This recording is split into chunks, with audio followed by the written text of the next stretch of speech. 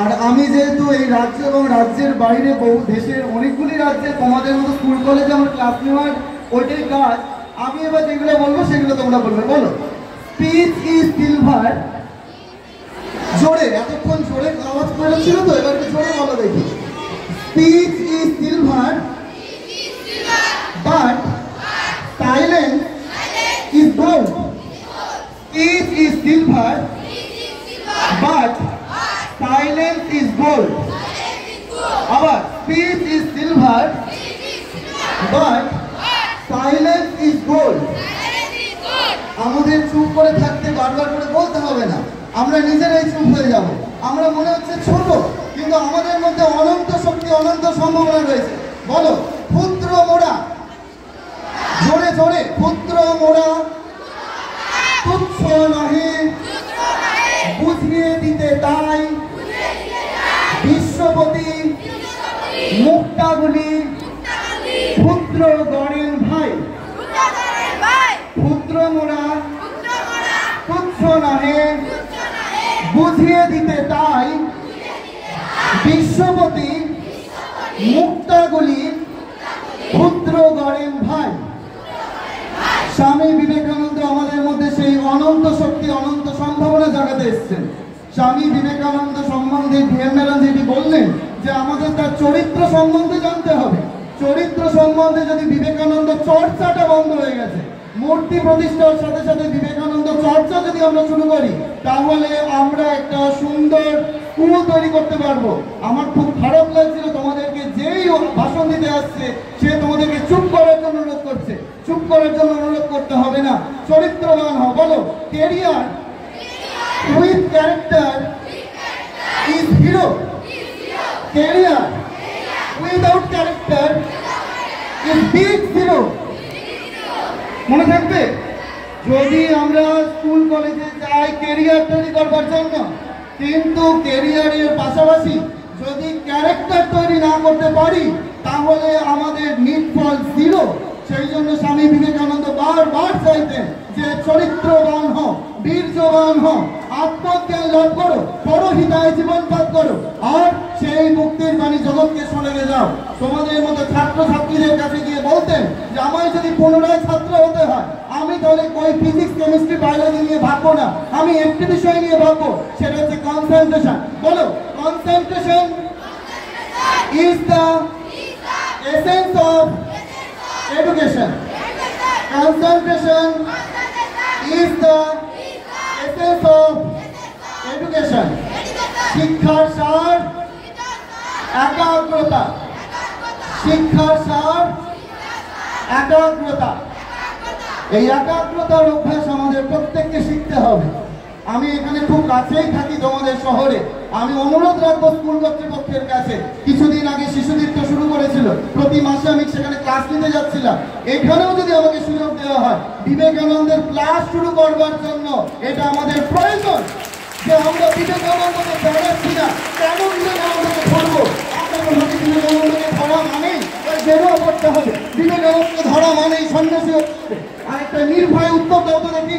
আমি যে সমস্ত স্কুল কলেজ, আমি এ যাবৎকালে 163টা স্কুলে পড়িয়েছি, 25টা কলেজে পড়িয়েছি, তোমরা নির্ভয় উত্তর দাও। তোমরা কি শুনেছো বাড়িতে যে আমাদের আগেকার দিনের ছেলেমেয়েরা ভালো ছিল, এখনকার দিনের ছেলেমেয়েরা খারাপ হয়ে গেছে? হাত তোলো, কারা কারা শুনেছো এটা?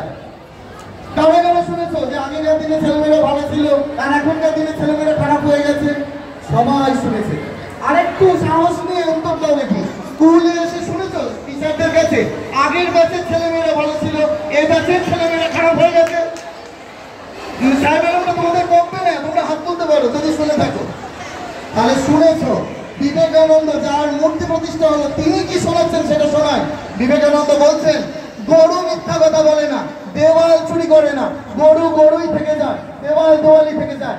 মানুষ মিথ্যা কথা বলে, মানুষ চুরি করে থাকে, মানুষ চাইলে মানুষ দেবতা হয়ে উঠতে পারে। আমরা প্রত্যেকে সেই দেবতা হয়ে উঠতে পারি ভাই। তোমাদেরকে বলে যাচ্ছি, তোমাদের এখানে কিছু ছাত্র আমার কাছে পার্সোনালি যায়, তারা জানে যে আমরা কি করে দেবতা হয়ে উঠতে পারি, আমরা কি করে মানুষ হয়ে উঠতে পারি।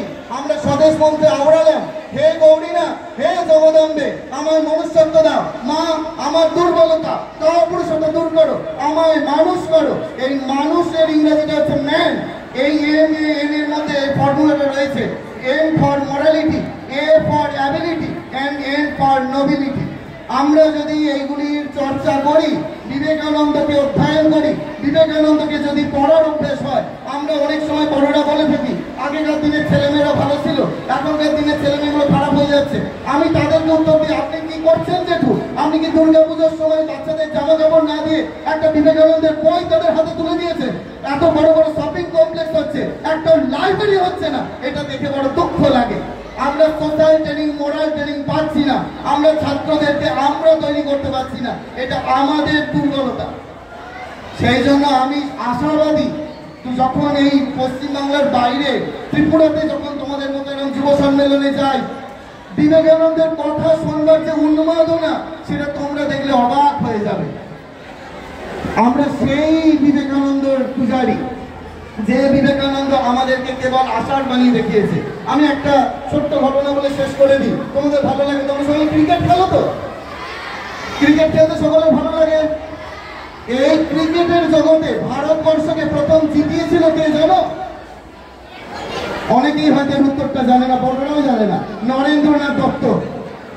তখন ওই কলকাতার ইডেনে নেট প্র্যাকটিস হতো, আর ওই ইডেনে নেট প্র্যাকটিস দেখতে গেছে নরেন্দ্রনাথ, 17-18 বছরের যুবক। তখন ওই ইংল্যান্ডের সঙ্গে কলকাতার ক্লাবে খেলা হতো, আর প্রতি বছর ওই আমাদের কলকাতার টিম হেরে যেত। সেটা নিয়ে একটা বিরাট উন্মাদনা। এইবার বিবেকানন্দ সেই সময় খেলা দেখতে গেছে, তখন ছাত্র নরেন্দ্রনাথ, সেই নরেন্দ্রনাথের কাছে পায়ের কাছে বলটা চলে এসেছে। যেই বলটা চলে এসেছে, সঙ্গে সঙ্গে আমাদের ক্যাপ্টেন বলছে যে তুমি বলটা থ্রো করো।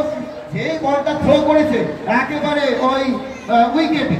তখন ওই ক্যাপ্টেন বলে উঠলেন যে আচ্ছা, তুমি নিশ্চয়ই অনেকদিন ধরে ক্রিকেট প্র্যাকটিস করছো।